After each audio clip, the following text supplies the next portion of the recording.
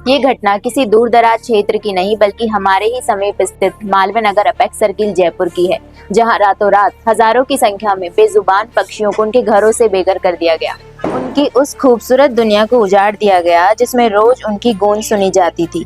मैं बात कर रही हूँ 21 जुलाई की उस सुबह की, जिसकी कल्पना कर पाना भी हमारे लिए मुश्किल है।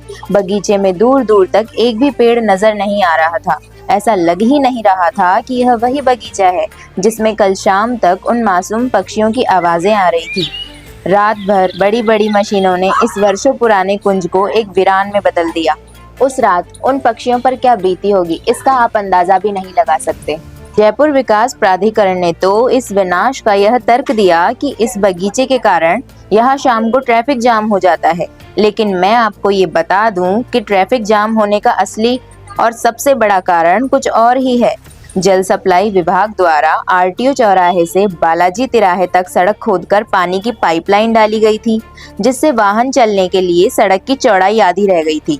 इसकी मरम्मत भी जेडीए के थ्रू ही की जानी थी, जो आज भी अधूरी है। अब मैं आपसे ये पूछती हूँ कि क्या इस समस्या का कोई और उपाय नहीं हो सकता था? उपाय तो था और बहुत आसान भी था, लेकिन हमें हमेशा सरल रास्ता ही चुनना होता है। इस चौराहे के एक और कैलगरी हॉस्पिटल वाले रोड पर अधिकांश जगह खाली है, जहां तो कोई दिक्कत ही नहीं थी।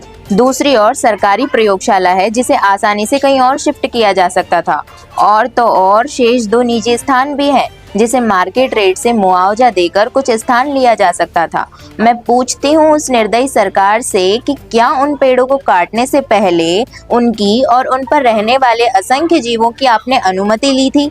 प्रतिदिन हम जितना पेट्रोल डीजल जला रहे हैं, उनसे निकलने वाली CO2 को यही देवता सोख लेते हैं। यही घने पेड़ हैं जो हमारी जीवन रेखा हैं, जिन्हें तैयार होने में सैकड़ों वर्ष लग जाते हैं, जबकि काटने में एक क्षण भी नहीं लगता। हम ये क्या कल्चर निर्मित करते जा रहे हैं, कैसी संस्कृति डेवलप करते जा रहे हैं। अब समय आ गया है कि हम ये जानें कि हमारे लिए सबसे ज्यादा क्या महत्वपूर्ण है।